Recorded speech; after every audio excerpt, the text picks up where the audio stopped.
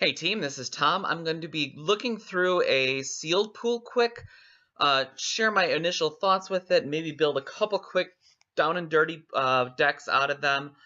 Goal is not to spend an hour doing this like we'll have for deck building, but to just kind of get my thoughts going on this. So I opened this on Magic Drafting. I've got a two-headed giant pre-release, so I'm going to be looking for the two rares that are foils. Hopefully there's only two, and then I know those two aren't actually part of my pack or part of our pool because those are promos from pre-release packs that we won't get when we're doing two-headed giant seal, when we're doing team sealed. So looking over this, I'm going to scroll down it, kind of take a quick look. Things that jump out to me in this pool. Number one, I've looked at this a little bit before recording. Number one, massive amounts of colorless fixing. We've got 4 Tramulets, 2 tap lands, 1 check land, fast land, and 2 evolving wilds. So we can do a lot of different splashing, possibly of 2 different 3-color decks. Fixing shouldn't be a problem for us. What else do I see in here? I'm going to look at the multicolored cards for guidance, and I see immediately I've got one of the best cards from Ixalan, Regisaur Alpha. Raging Swordtooth goes along with that very nicely. I'd like to build a red-green Dino deck if I can. I see white. This Seer I think is great. If you're doing a 3-colored dinosaur deck, the ability to sacrifice it, get back your Regisaur Alpha, even getting back something medium good like our Swordtooth is great. I also see Hedon's Climb, which is an amazing card. If can't see the flip, but here it is. So it's basically think Citadel Siege. Do you remember how good Citadel Siege was in Fate Reforged? Every turn, you got to pick either putting a +1/+1 counter on, because I think it was Bolster at the time, or tapping down a creature. Well, this is only one of those, but it is also 3 mana instead of 4. And like Citadel Siege, it does it on the first turn you play it. So if a creature gets 3 more +1/+1 counters on it, obviously then you transform it. This obviously goes really well with unblockable stuff. But look what happens. So your creature is a minimum, I suppose theoretically minimum 3/4. Realistically, it's a minimum 4/4. And what can you do with it? You can give it flying and +4/+4. So you're attacking with an 8-power flyer if you can get this thing to flip. Of course, you can get counters from other things too. So I would like to work that in if possible. Deadeye Brawler is just a solid blue-black card that can fill a lot of roles. Once you do get Ascend, it gets great, but even without it, it's a good card I would like a lot. That's my dog, ignore that. Resplendent Griffin. Resplendent Griffin is one that's just merely passable without Ascend, but once you get Ascend, it starts getting great. Once you're late in the game, can you attack with a 2/2? Actually, a 3/3 flyer, probably in most games. Stormfleet Sprinter, if we can build a blue-red aggressive deck, that is really good too. So let me kind of go through and look at rares in each color. So none in green, that's notable.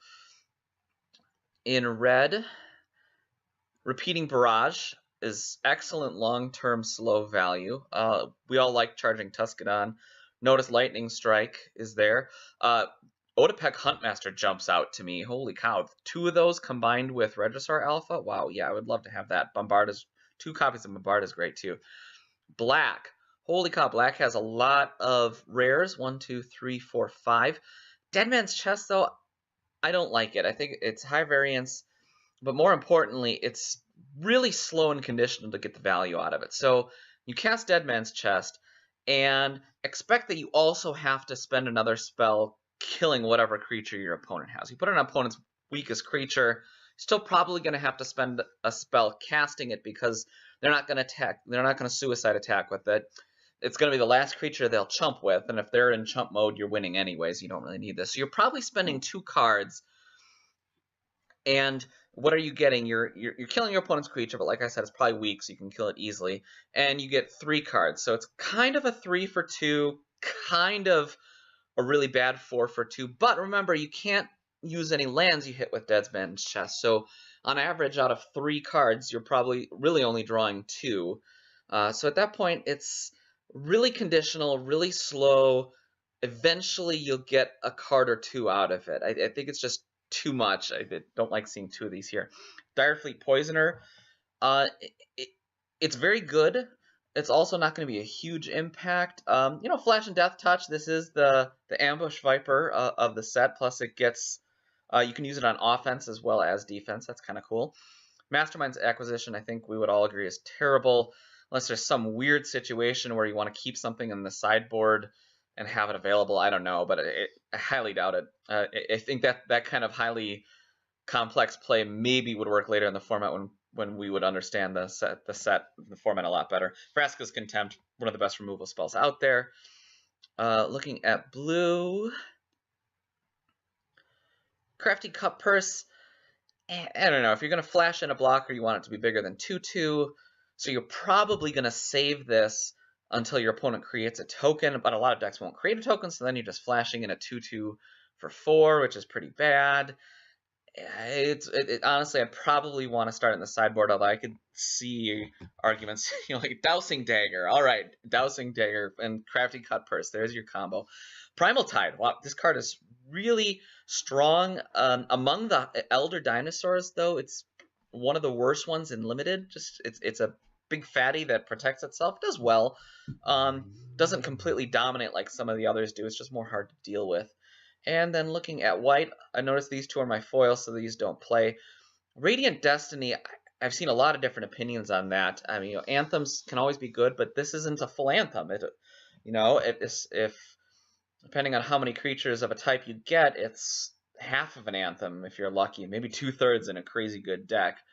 And then once you have the City's Blessing, they get Vigilance, which is a good thing to have on slightly bigger creatures, but it takes a lot of work. So I think this probably makes the cut always, but it's not super exciting. If you wind up playing a 3-color white deck for some reason, that's not, well, I suppose 3-color dinos you'd do it, but 3-color white, that's something else, you wouldn't play it. I don't know. Bellowing Aegisar, that's a really good dinosaur. Skymarcher, Emissary, ooh, good in Vampire and good in aggressive decks. Vampire. I see a lot of vampires. Obviously not Legion Conquistador. I see a lot of vampires here. Queen's Commission, Paladin of the Bloodstained. Oh, 4 of those Raptor Companions. So after looking through all these, I'd really like maybe a red-white splash green dino deck, but honestly, having those 2 Otepec Huntmasters makes me really want to have it be just a red-green deck. Red is looking like it has a lot of removal in it, between Unfriendly Fire, Sure Strike is kind of removal, the 2 Bombards, the Lightning Strike, it's Repeating Barrage. It's possible that red gets split up between 2 different decks. In that case, I could possibly see a red-white aggressive deck. I did see all those Raptor Companions. Those go well in a red-white aggressive deck, especially if you can get something like Sure Strike down. Do we have the first strike? What is that? Get Red? We do not have Get Red. That would go well with it. But Black-White Vampire seems very, very strong. That would be a great home for this Radiant Destiny, especially with things that spit out multiple tokens, like the Paladin of the Bloodstained, Queen's Commission. I don't know if we have any others, but that could go quite well there. So maybe my first thoughts would be red-green dinos, black-white vampires, and then blue control, blue-red control, with a lot of the red removal. That's a possibility. Blue-green, a blue-green aggressive deck is a possibility. I haven't looked. I don't see too many of the good blue aggressive creatures here just on a quick glance through. Well, triple water knot though, and a water knot weave. So maybe blue-green would work. And the green Merfolk cards would be very different than the green-red dinosaur cards. So let me go through. I think the first thing I want to quick try to build, that seems the most straightforward, would be black-white vampires. So Radiant Destiny. Aegisar I'll put down there, although I'm very willing to take it out. Dustborn, Emissary, yes. Paladin, yes. Ceratops, no, not in this deck. That's a dino deck. Divine Verdict will play. 3 Skymarchers, wow. Not going to be Conquistador. Legion's Judgment, you probably run 1 in the main. Looming Tismore, no. Pacifism, yes. Paladin, yes. Queen's Commission, yes. I'll leave the Raptor Companions there, because I don't think we would need them. in the black-white vampires deck. So let's see what else we got. Okay, going down to, so we're not playing the Dead Man's Chest. Poisoner is fine even outside of a pirate deck. It's kind of a Doomblade. Kill something in combat most of the time. I think there's no white pirates, but maybe we'll have some more black ones. Vraska's Contempt, definitely. Deathless Agent. Here's in all the vampires we have. This is quite good. Not going to play a Captain's Call, Pitiless Panther. No, I talked about that in Oliver's review. I don't think this card is very good at all. Anointed Deacon goes fantastic in here. We're not playing Canal Monitor or Dark Inquiries. I'm just going to throw the Direfleet Hoarders down there in case we need extra 2-drops.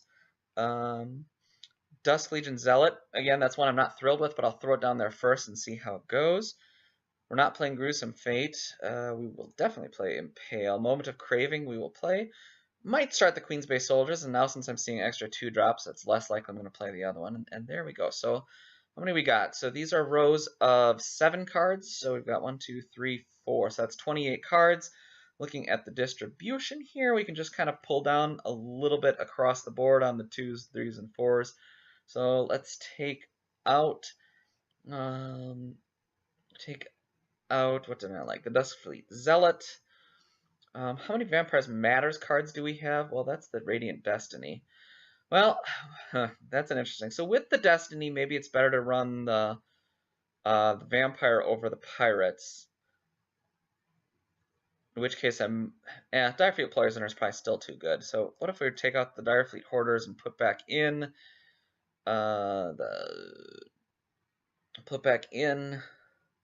Alright, Dusk Legion Zealot, especially since we're gaining life. We don't have, so we decide where to put Traveler's Amulets and stuff later. Maybe this is the Pirate's Cutlass deck, although it could, multiple options it could go in. Alright, so we got, probably don't need the Bellowing Aegisaur. Since we do have double whites here, this might be a better place for some of the Evolving Wilds or the Tramulets. Maybe one of the Glorifiers could go. And what are we at? This is 21, 22, 23, 24, 25. Now we still would need a couple more cuts out of here.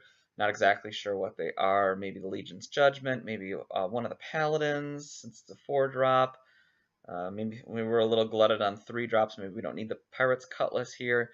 So that's the Shell of the White-Black deck. So let me get rid of this. And what do you want me to do next? Because I can totally hear what you're thinking right now. And you are thinking at me, Tom, let's try the red-green deck. Alright, so Redisar Alpha. Also, we don't have any black-white. And I don't think there's any we'd put in. I noticed that Deadeye Brawler could go good. Could have a couple cards in a blue-based Control Ascend deck here. Or a blue-red aggro deck. I don't like those Gleaming Barriers. So, green-red. Alright, what are we looking at? Let's start at the good green cards here. Enter the Unknown. I don't know if that's worth a card. I'm going to start with no on that, kind of. For one of their Heralds, holy cow, that's a reason for me to want to be Merfolk, so maybe I'll look at that blue-green Merfolk deck.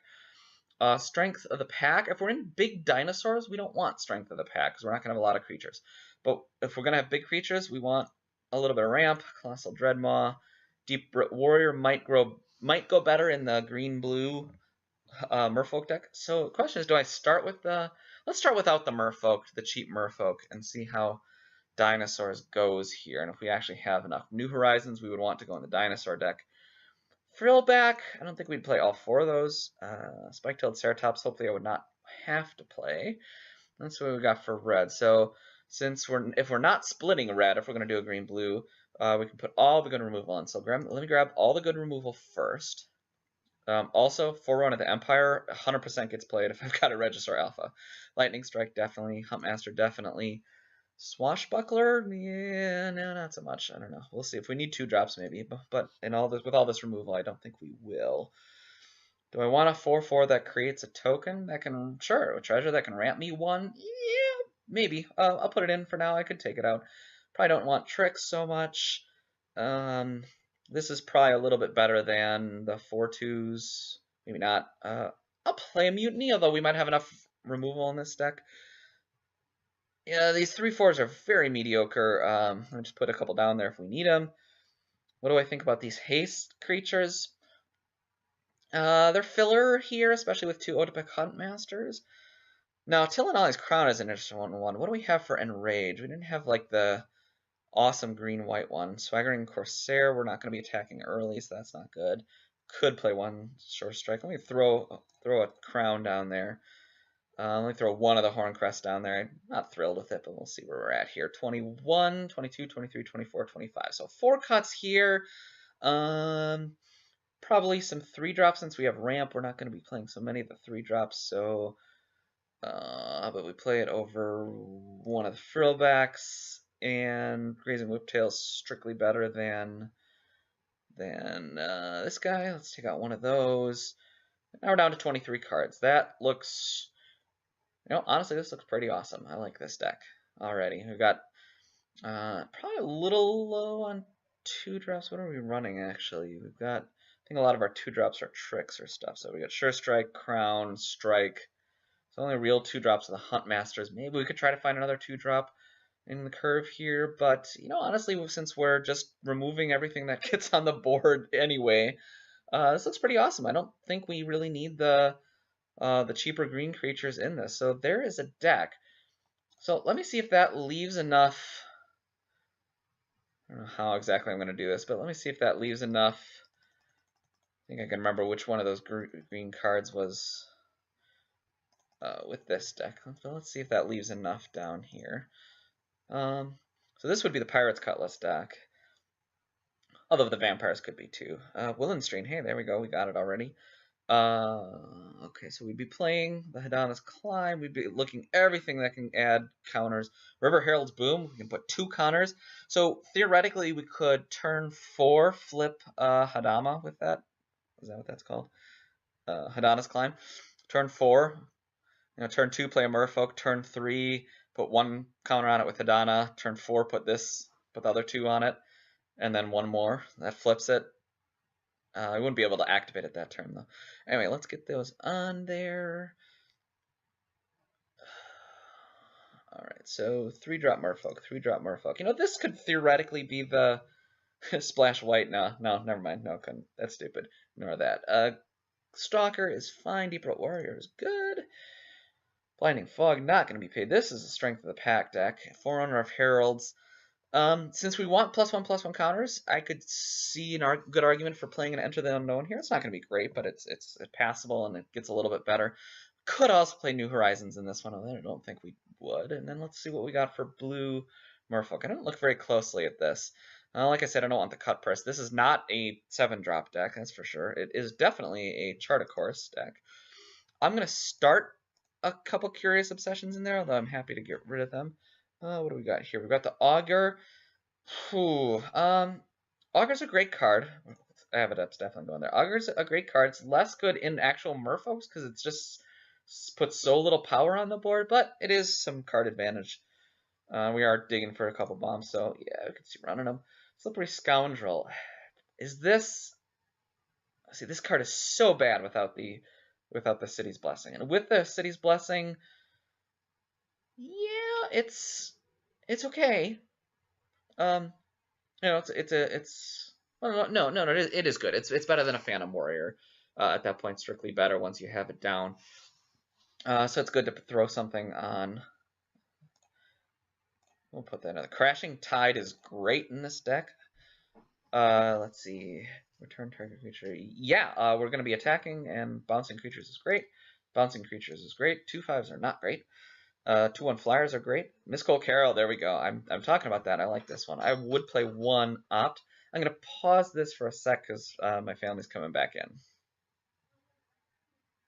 Actually, no, I'm not. I'm just going to cut it out later. Never mind. River Darter, I'll throw in there, but I can see taking off. I like Sea Legs. I don't like Secrets. I like Shaper. I do not like Soul. I do like the Waternauts. And I do like the Water. I'm worried that this doesn't have enough creatures in it, though. Okay, I'm back here. I can start recording again. So, I threw a lot of stuff down here, and I have way too many cards, but also, how many creatures do I have in this so far? This might not be enough creatures, even when I start taking out non-creature stuff. 1, 2, 3, 4, 5, 6, 7, 8, 9, 10, 11, 12, 13, 14, 15, 16, 17. Okay, I guess we have enough creatures. So we can start removing stuff. I think I want all the green cards that are here. Maybe not this Stalker. I do see too many 3 drops. How badly do we want 1/1 blue merfolk creatures with hexproof? Not a ton, although they're good with River Herald's Boon. Oh, actually, no, never mind. They're great with Strength of the Pack. We've got the 4 drops in blue that help us go find them. So what are we taking out? Oh, this is tough trying to build this. I think we don't need. We don't need those. We're not trying to build super unblockable stuff. Maybe 3 Crashing Tide. We have a ton of bounce effects, so we've either got the Sorcery Crashing Tides or the Depths of Desire. Crashing Tide is gonna be instant speed in our deck almost all the time, and I'd 99 times out of 100, I'd rather draw a card rather than get ramp, especially in this deck. So Depths of Desire, see ya. Wouldn't want to be ya. Arguably, I could take out, since our evasion isn't great, we've got the Mistcloak Herald, we've got 1 2-power flyer, I think we've got 1 more 2-powered flyer. The Shaper Apprentice, River Darter can probably go, although I'm not. So maybe we take out that plan, the unblockable plan. Now we're down to 28, getting closer. Still have way too many 3 drops, so what are we looking at here? I really don't want to cut non-creature spells, so maybe we drop 1 more of the Crashing Tides. Don't need Sea Legs, maybe the 1 Water Not Seas. This is all tempo stuff, and I'd rather tie my opponent's mana up recasting things with Crashing Tides, so maybe 2 of the Water Knots go, and the Crashing, whatever it's called, comes back in. Crashing Tide comes back in. Now we're looking at 21, 22, 23, 24, 25. 2 more cuts. It could be a few different things I could see arguments for, but that's a solid merfolk deck right there. I probably would like a few more 2-drop creatures over the 3-drop creatures to get really aggressive, and maybe 1 more River Herald's Boon, but it seems pretty good. So let me undo all this and see if I can build some kind of crazy blue control slash ascend deck. So let's go back up and look at the blue cards that are better with control to start with. So that's Primal Tide. There's our win condition. Chart of Course could be okay. Riverwise Augur is card selection. That's going to be good. Crashing Tide. It still replaces itself, although it's not going to have flash a lot. Let me put them in a little bit. Now, the Deadeye Rig Haulers, on the other hand, seem much worse. Do we want 2 5s in a deck like this? I don't know. Let's see. I want some ops. Sailor means excellence in this. Maybe 1 secrets. So that's our blue core. I should look at the blue multicolored cards. So both the blue black and the blue white one are good here. The blue red one not so much. That's an aggressive card. Now, do I want a defender here? Maybe this is my defender deck. I can get some extra colors in. So if I'm getting extra colors, what am I splashing? Bellowing Aegisaur? It's a good big fat creature just to do fun stuff with. I don't know, could do something like that. Oh, Imperial Ceratops is good. I mean, I don't know what my second color is, so maybe it's these blue-white more controlling cards, maybe one of the Legion's Judgments. Maybe the Luminous Bonds goes in this one, I don't know. Maybe the Sun-Crested Pterodon here is just a blocker, but with Vigilance, nah, I don't think so. So in black, what do I see? So I could grab, maybe one of the more control-y black cards would go in here. Maybe I could be blue-black with the Skittering Heartstoppers to kind of stop up the ground. That's a thing. blue-red. What am I doing? Did I have the Charging Tuscannon in that last deck? The green-red deck? I forget if I did. I definitely should have. So if I missed that and you were yelling at me, I do see it there. What kind of these, a couple of these more expensive red cards would go fine in this deck. I'm not seeing a clear theme for all this. Maybe all the best removal goes in this weird blue deck looking for Ascend. Does the Relic here good? Are we casting expensive enough stuff? I don't know. I'm not sure. I don't have any strong thoughts on this card other than just kind of looking at it like an Esper control Ascend. I mean, Esper is the Ascend colors, so if you were doing it, this is what you're doing. And I just don't see a big, strong reason to be here because, I guess we've got like 2 real win cons, 3 maybe. Belling Aegisar is a win condition. The Nezahal obviously is. And I guess over a long game, eventually Resplendent Griffin is. Maybe I'm missing a few more cards that create treasures here somehow. Is there the blue draw spell that creates treasures? Pirate's Prize. Depths of Desire might go in this one better. You get a little bit of benefit. It's just hard to see like a big, like, wow, I got Ascend, now I know I'm going to win the game kind of a thing. Other than that one flyer that eventually will take over if it survives long enough. But, well, there you go. I think my first thoughts on this are build a vampire deck, build a merfolk deck, and build a red-green dinosaur deck. Love to hear your feedback on it, how you would have approached this. Thanks for listening, guys. Bye.